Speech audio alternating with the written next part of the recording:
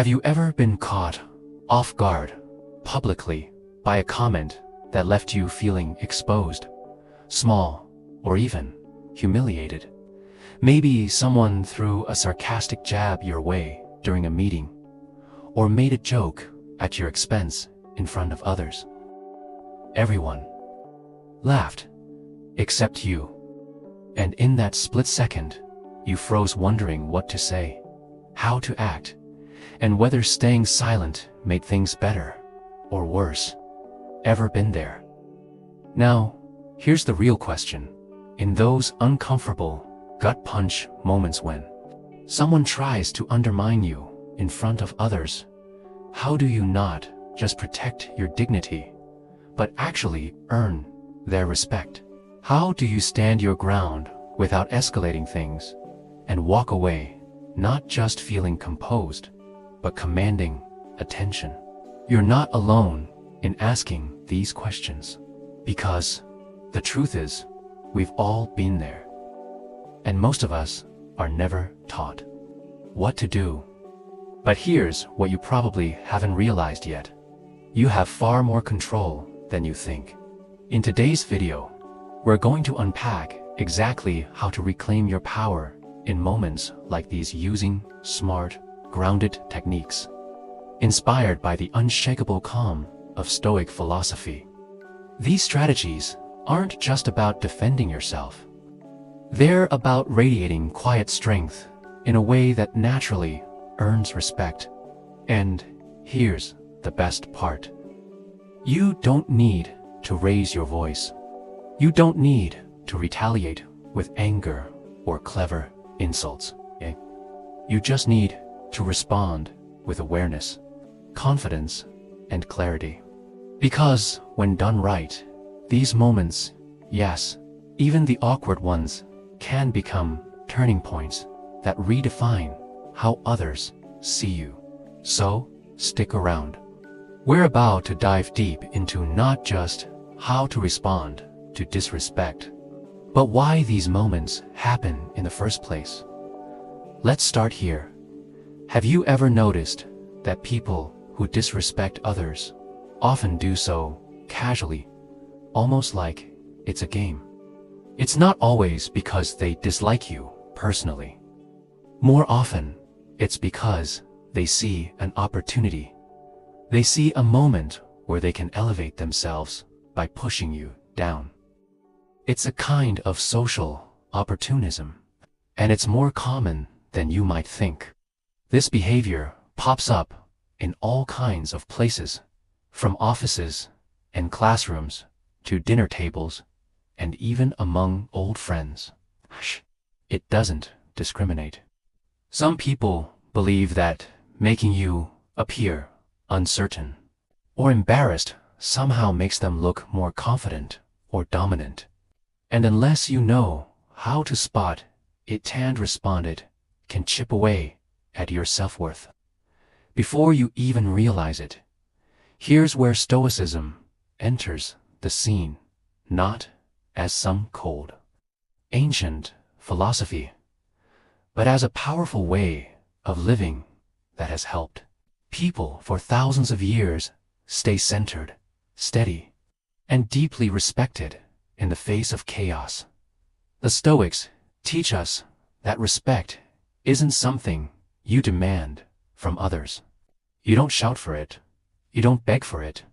You command it through how you carry yourself, how you respond when challenged, and how clearly you understand your own value. Marcus Aurelius, one of the greatest Stoic emperors, said it best: you have power over your mind, not outside events. Realize this, and you will find strength. In moments of disrespect, your strength lies in not letting their chaos control your calm. But let's zoom out. This isn't just about one sarcastic remark or one rude coworker. It's about the environment you create around you, an atmosphere where disrespect simply doesn't stick. When you know your worth and you act like it to create a kind of silent armor People can throw their little jabs, but they don't land the same way. Because, deep down, they sense something different in you. A firmness, a presence. Stone for someone else's ego. You're not a punchline for someone else's cheap laugh. And when you respond with presence instead of panic, people notice. Not just the ones watching, but the ones doing the disrespecting to dot. So in this video, we're going to walk through practical strategismal but powerful steps you can use every day that shift how others see you. And, more importantly, how you see yourself. Whether it's a colleague trying to belittle your ideas in a meeting, a friend making you the butt, or a family member crossing boundaries, you'll know how to handle it all with grace and strength. Remember this: respect is not won through angry comebacks. It's earned quietly, powerfully, through how calmly and confidently you carry yourself under pressure. Ready? Let's get into the first strategy. Tip 1. First impressions matter more than you think. Way you show up, especially the first time, can set the tone for how others treat you for a long time. And, strangely, it's often not about what you say, it's about what you do. Picture this. You walk into a room full of people. A stranger approaches you with a confident smile and extends their hand. But instead of rising to greet them, you stay seated, barely glance up, and lazily shake their hand. It might feel harmless, but the message you've just sent is, I'm not fully present. I don't value this moment. I don't value you. Now, flip that. Stand up. Make eye contact. Offer a firm handshake. You've said nothing. You've already communicated volumes. You've said, I take myself seriously. And so should you. As we saw earlier, the way you physically show up, especially in first moments, says more than any words ever could. When you remain seated during a greeting, even unintentionally, it sends a subtle but clear message. This moment isn't that important to me. Small gestures like this have a surprisingly big impact on how others perceive you. And the Stoics, they understood this long before it became a topic in modern psychology. They knew that the simplest physical actions, standing up when greeting someone, holding eye contact, weren't just polite behaviors. They were visible reflections of self-awareness and of mutual respect. When you rise to shake someone's hand, you're not just being courteous. You're communicating three powerful things in one subtle move: equality, readiness, respect, not just toward the other person, but toward yourself. This aligns perfectly with a central Stoic belief. How you present yourself reflects your values and ultimately shapes how the world responds to you. Let me illustrate this with a true story. I once attended a professional seminar where networking wasn't just encouraged, was the main purpose of the event. Amid the crowd, one person quietly stood out. He didn't have the flashiest suit or the loudest voice, but whether he was greeting a senior executive or simply thanking the staff for a refill of coffee, he always did the same thing. He stood up. He made sincere eye contact. He engaged fully in the moment. It was never theatrical or forced, but it left an unmistakable impression. People respected him not because of any clever phrase he said, but because of the calm, grounded energy he carried into every interaction. He radiated confidence and sincerity, not by trying, but by simply being present in contrast. Another attendee consistently remained seated whenever someone approached. Not out of arrogance or disrespect, was just a habit. But even that small inaction created a kind of invisible wall. Without realizing it, people around him began taking him less seriously. They overlooked him not because of who he was, but because of how he showed up. And here's the truth that became impossible to ignore. Standing up when someone approaches you isn't just about good manners. It's a symbolic moment, one that affirms the value of the person in front of you, while simultaneously affirming your own. The lesson is simple but powerful.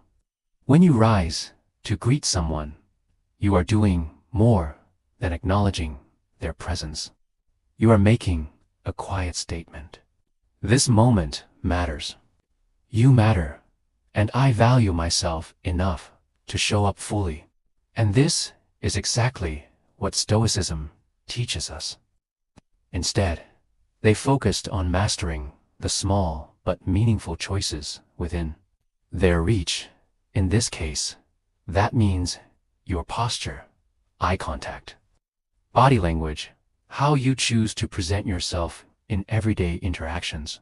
And when done with awareness, these small actions become powerful tools for communicating self-worth. So, if you're looking for a simple way to bring Stoic principles into your life, start right here.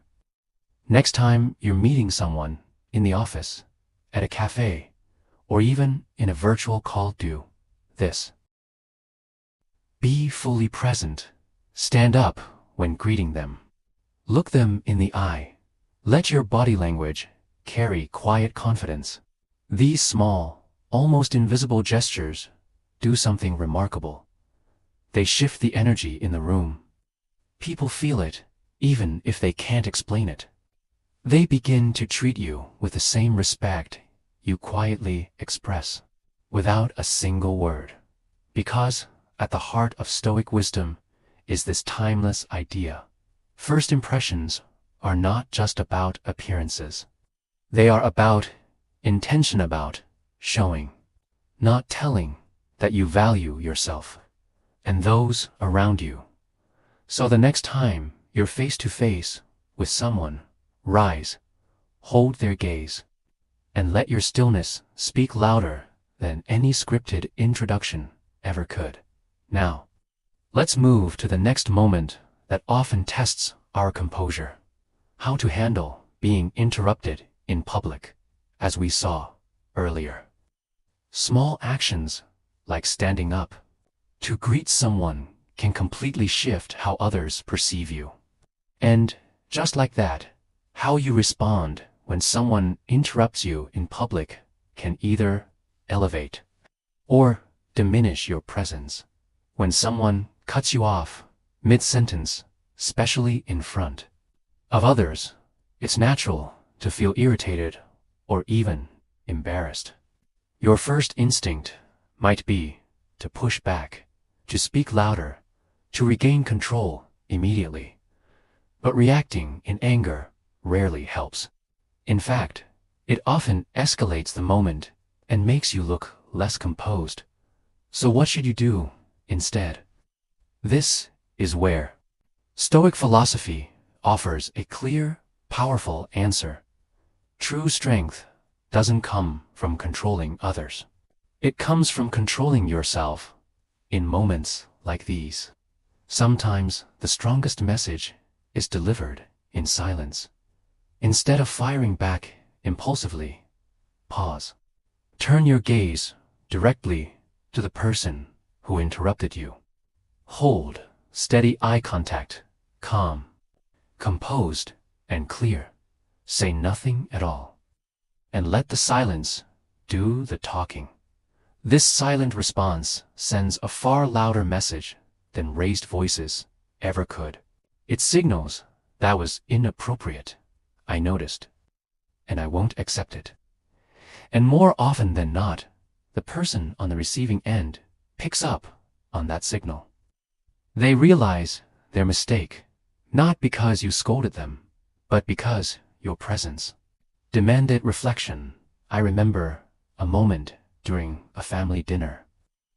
I was telling a funny story when a relative interrupted with one of their own mid-sentence.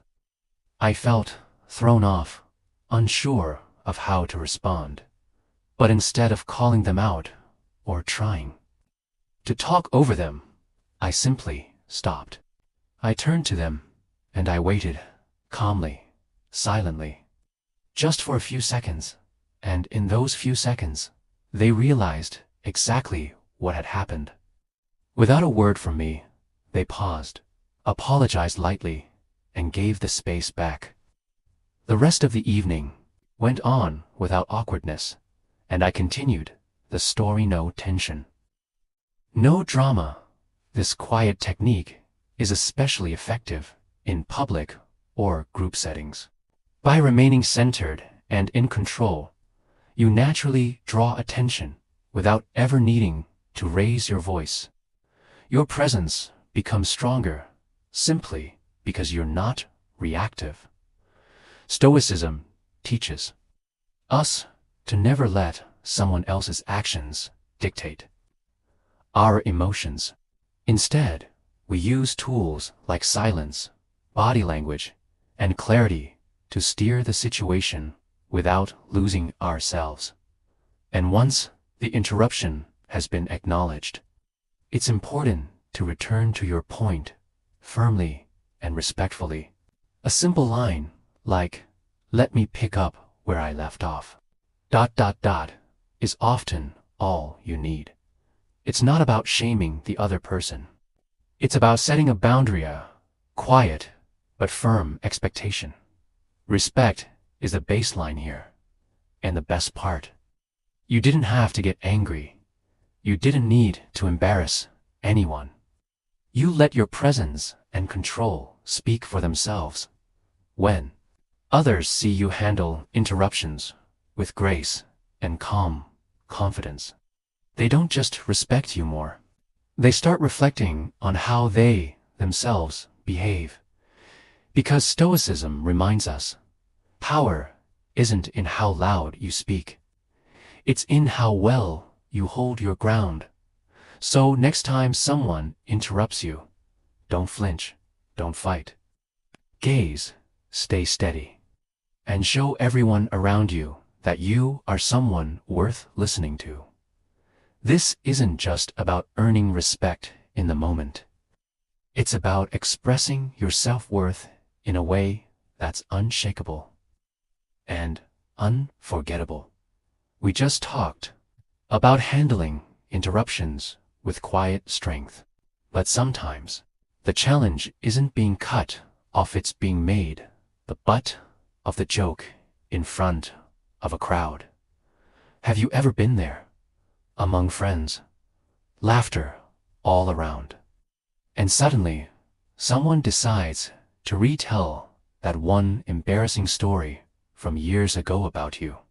It happened to me once during a meet with old friends. Out of nowhere, one of them decided to mock me by bringing up a cringe-worthy story from our school days. Everyone laughed, and I could feel my face heat up. My first instinct. But then, something inside reminded me of a Stoic principle. What doesn't harm your essence isn't worth your concern. So I smiled, acted like I hadn't quite caught the story, and calmly asked my friend to repeat it with a tone that was more curious than confrontational. Here's where it got interesting. The moment they had to retell the joke, its power fizzled. The laughter faded. The room shifted. What once seemed like a funny jab now felt awkward, forced.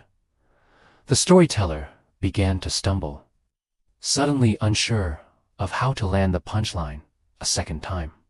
And the group, they started to pick up on something unspoken, that maybe this wasn't as funny as it seemed just moments ago.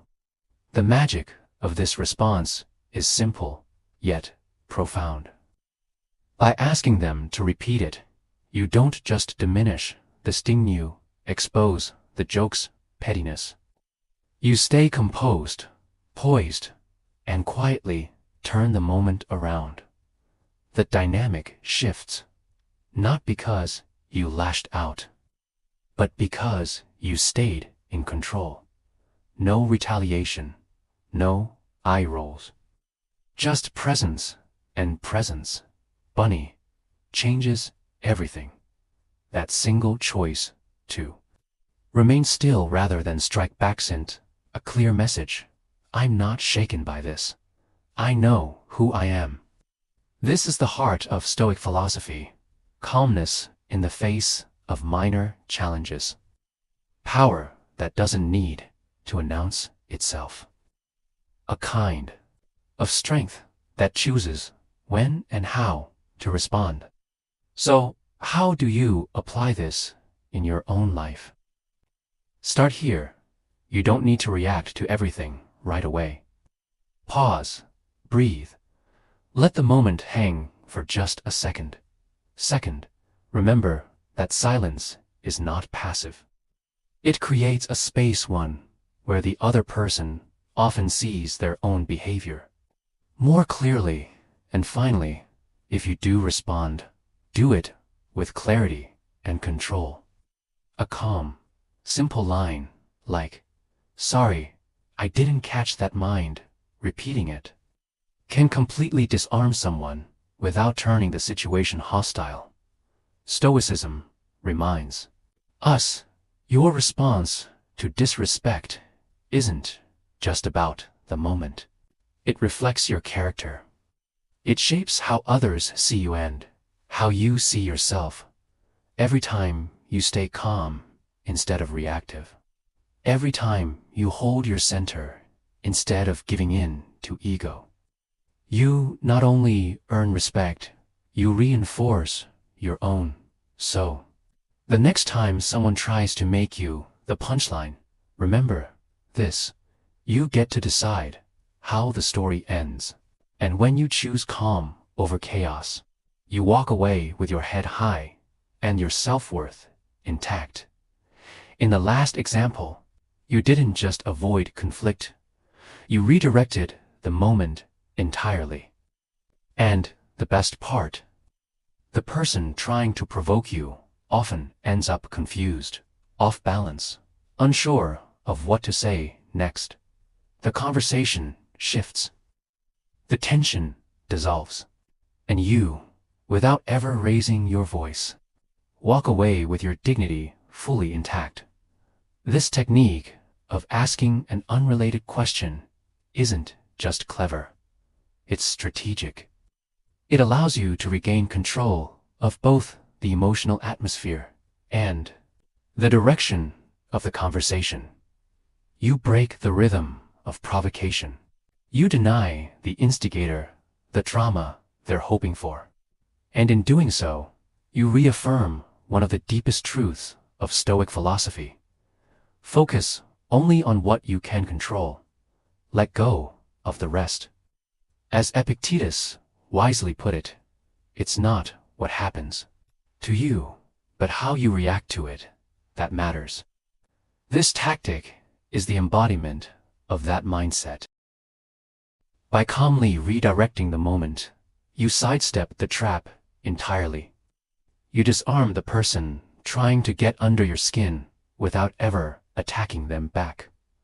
What makes this so effective is its subtlety.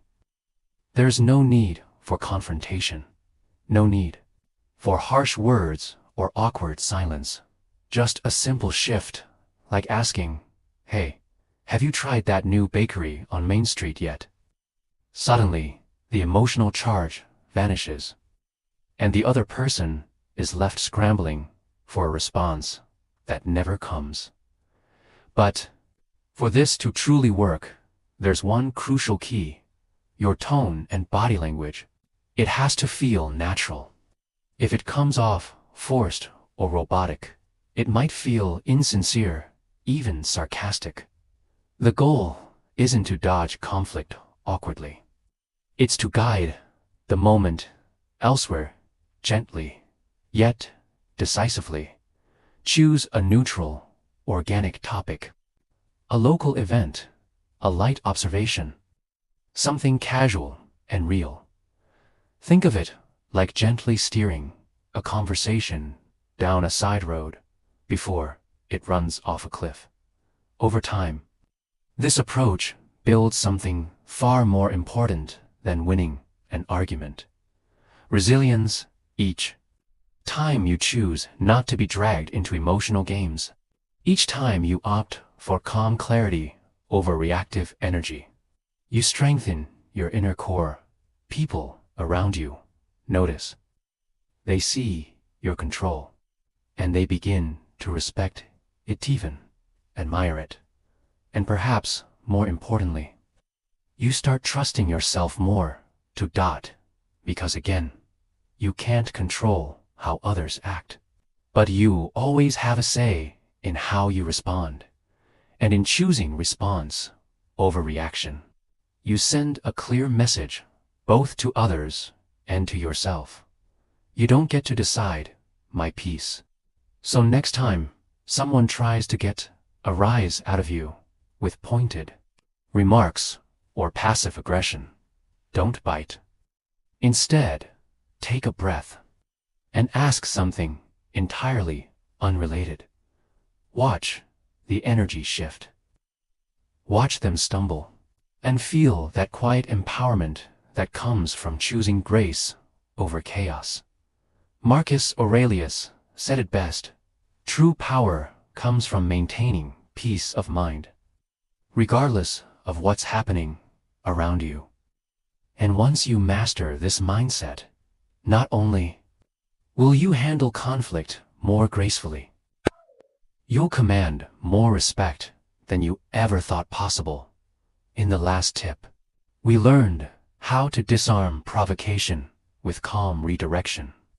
But sometimes, the most powerful move you can make isn't to say something clever, it's to quietly walk away, not in anger, not in defeat, but in quiet strength, fully aware of your own worth.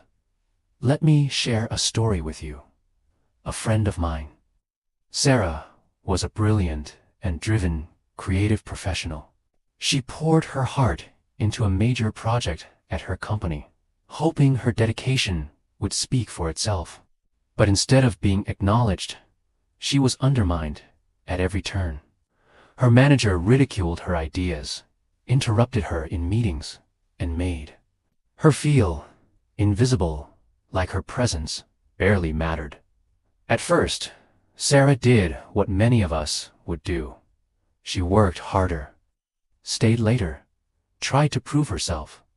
But over time, she realized she wasn't the problem. She was simply trying to earn respect from people who had no intention of giving it. Then came the turning point. During one final meeting, her idea was once again brushed aside, dismissed without a second thought. But this time, instead of staying silent or trying harder, Sarah calmly closed her laptop, stood up, and said something simple but powerful. "I think it's time I put my energy where it's valued." She walked out, not with bitterness, but with clarity. That very day, she submitted her resignation. And a few months later, she accepted a leadership role at another company where her voice wasn't just heard, it was celebrated. Sarah's story isn't about giving up. It's about choosing to stop watering a plant that refuses to grow. Sometimes, walking away is not an act of surrender. It's an act of self-respect. The Stoics teach us, you cannot control how others behave, but you can control how long you stay in the wrong room. Walking away doesn't mean creating a scene. It's not about making a point.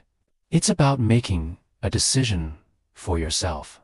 A decision that says, I no longer need to stay where I'm unseen, unheard, or disrespected. And the moment you choose that, you begin to reclaim your worth. So, how do you know when it's time to walk away?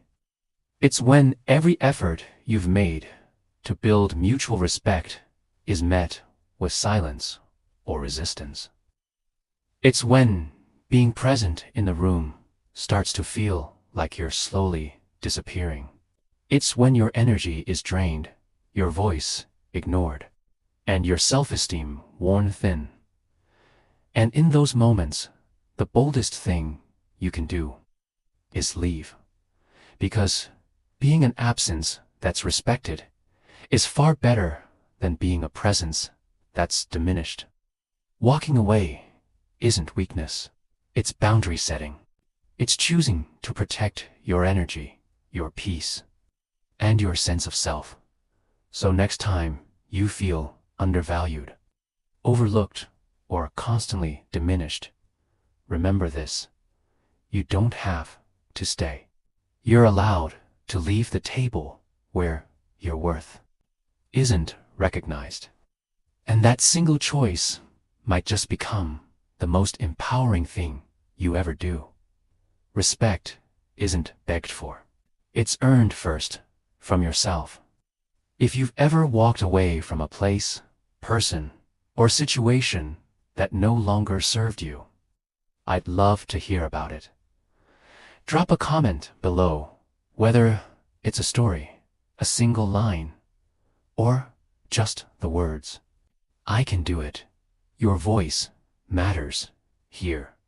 This community is built for people who are learning, growing, and reclaiming their power one decision at a time. Subscribe to Stoic Havenway if this message resonated with you. Hit the bell so you never miss a story that might just change how you see yourself. And as always, I'll leave 2 more videos right here for you to explore. Let's keep walking this path together with clarity, confidence, and unshakable calm. See you in the next video.